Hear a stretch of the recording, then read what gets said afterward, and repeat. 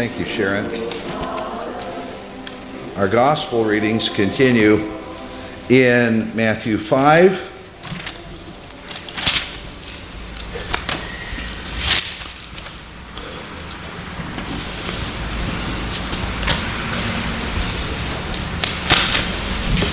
In the low page numbers.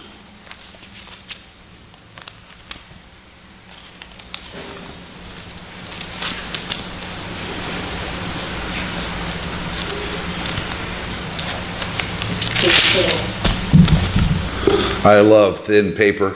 Makes for skinny Bibles, but it makes interesting times. And I don't think you want to see me lick my fingers and move the pages. Matthew 5, 21 to 37. You have heard it said to those of ancient times, you shall not murder, and whoever murders shall be liable to judgment.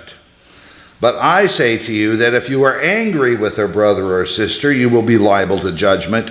And if you insult a brother or sister, and that says to say racha. Now, I don't know about you, but listen to the word racha. Pui.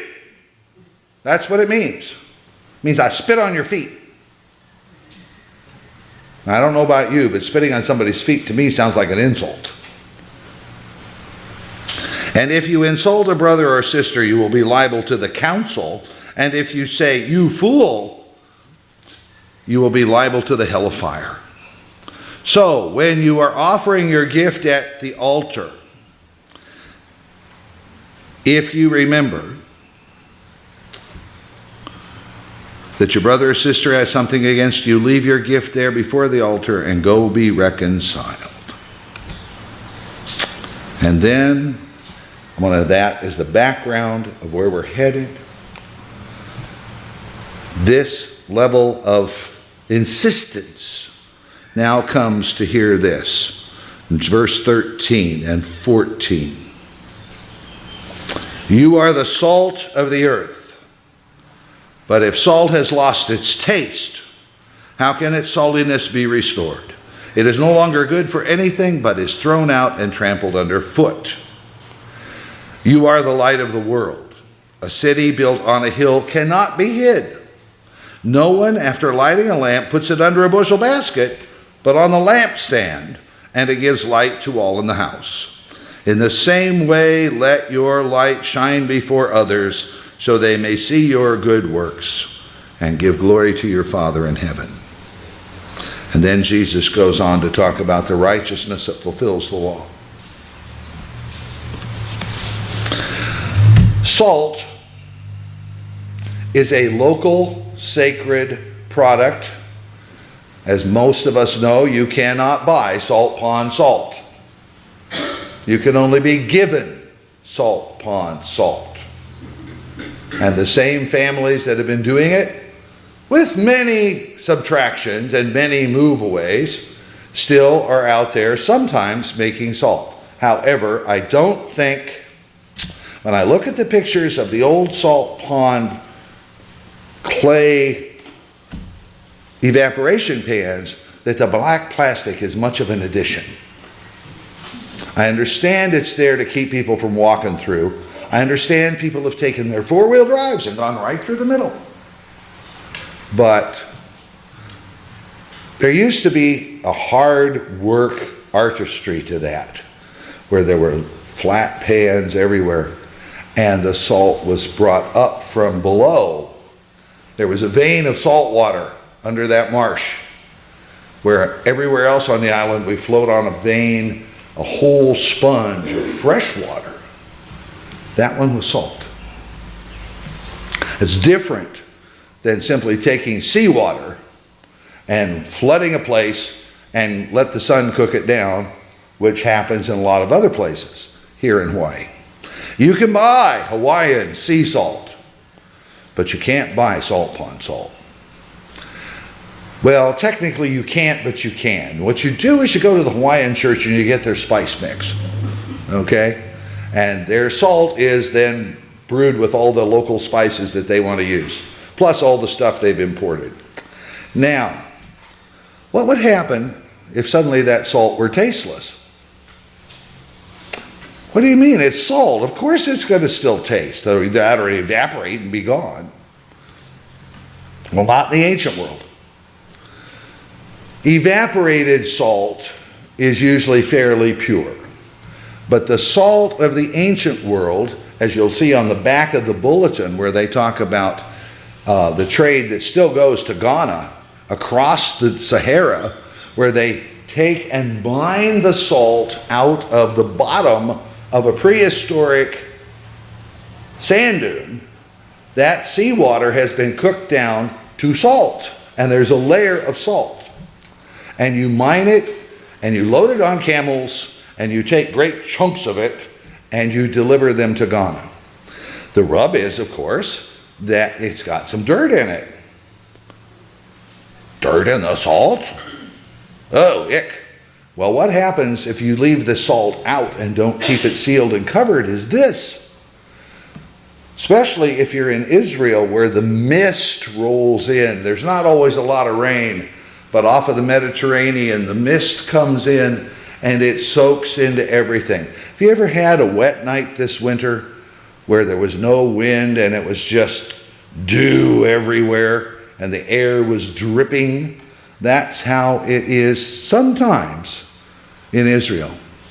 And when that happens, what do you suppose happens to that salt that's not sealed up? It shrinks. And the salt actually evaporates. And what's left? Not much. It's there. It looks like it's still something, but when you touch it, it crumbles, and it's like a nasty tasting piece of chalk. When the salt loses its flavor, it's really bad. It's not just, oh, and the salt disappeared. It's that it goes from being something helpful to something nasty.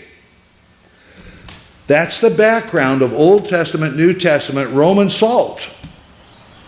It's mined or evaporated, and you can lose it. So you take care of it. And it's also something you cannot do for yourself. If you're up in the hills, you grow your own lambs. If you have vineyards, you can do your own olives and grapes. But you can't make salt in Roman times. It is a monopoly owned by the Roman Empire. And every time you want to have salt, you pay a salt tax. And it's also so important that it's the source of our word salary, salis, because that's how the Roman soldiers were paid. They were paid in salt, which they could then trade with the locals for whatever they needed or for money. Salt was a big deal. You couldn't live without it. I remember as we lived in Missouri for a long time that Daniel Boone discovered a salt lick. It's called Boone's Lick, Missouri. Boone's Lick, Missouri. Why? Because salt water came bubbling up out of the ground because, believe it or not, we used to live on the Salt River, also found by Daniel Boone. There's a big dome of salt underneath. Big arching dome from when it was a sea. And all the salt cooked down hundreds of feet deep. And the rain comes in and it bubbles back out as salt springs. So, of course, pioneers going west need to salt their meat. You can't make jerky out of everything. Besides that, you have to wait till you get good dry buffalo chips out on the plains. It doesn't smoke near as nice if you're making buffalo jerky with hickory wood. So, pioneers needed salt. And it was a big deal to them because without it, they couldn't preserve their meat. Can you imagine having to cook everything that you got today and handing it out to everybody today because it won't keep for tomorrow? Remember, nobody has a refrigerator. Nobody even really has a good cool sink. A spring house, those are very rare. Salt is essential. Light is essential. Used to be, before we had artificial illumination, when it got dark, we went to bed with the chickens, or we clustered around a campfire or a fireplace with the little bit of light there was and told stories until the children fell asleep. The idea of light being plentiful in the nighttime is totally modern. It really only dates to whale oil and kerosene lamps in the 19th century. Before that, everything was candles, oil lamps, those little lamps that you see in the New Testament stuff with a little wick, a little bunch of olive oil burning, a little flame about an inch high. That was light. That was what there was. There were no flashlights, there was just torches. You ever tried to take a torch inside to look for something in your thatched roof house? Kind of means poof, it's gone. So you don't do those things. Light was dangerous because it always involved fire. And candles were kept and used down to a tiny nubbin, and then the last of the tallow. We didn't have paraffin, remember? We didn't have paraffin. We had tallow and beeswax. And that's how light came. And one of the biggest costs, I always love it when they do the things in Colonial Williamsburg where we used to live next door, and they talked about the cost of government in colonial America, and one of the big costs was for candles. Now, that didn't happen in the Kingdom of Hawaii because we lucked out and came in just at the time the whalers were coming in and doing whale oil lamps. So their cost was lamp oil. And, of course, then we had the first national capital that was ever electrified, the Iolani Palace. First electrified national palace in the world. So we got out of the oil lamp business real quick. But light was precious and dangerous. And we need to hear that background again because salt and light are extremely common for us now. There is nobody so poor that they can't at least go someplace else and experience light in the nighttime. And salt is everywhere. But it wasn't always the case. And so Jesus is saying to us, this is something precious, a little dangerous, and essential. It's so essential that in looking at the writing from 1 Corinthians, it doesn't matter who brought you to this point. It matters that you're here. It doesn't matter what church you grew up in. It doesn't matter whether you heard it from Paul or Apollos or somebody else. It matters that you become the people that Jesus wants you to be. And that means be salt, be light. By the way, Apollos was lots better looking than Paul, we find out. He spoke better, he was politer, and he was more polished. If Paul had chosen to, he could be really jealous. He chose instead not to be. He chose instead to say, I planted, Apollos watered, somebody else is going to harvest.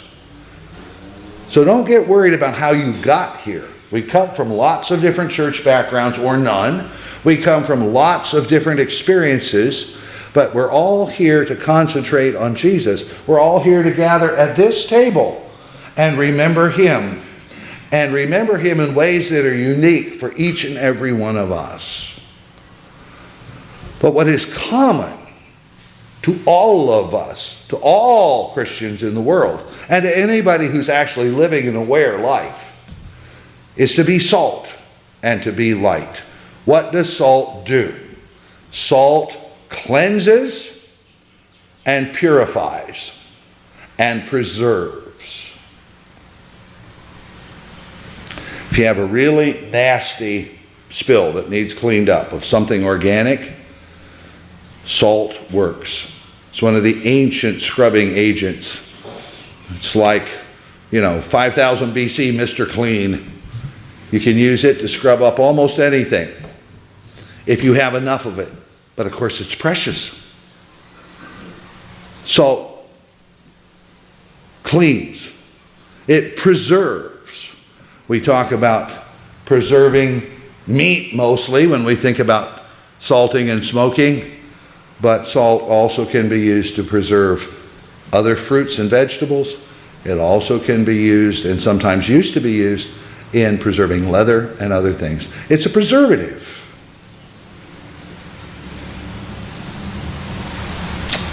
And salt is essential for life.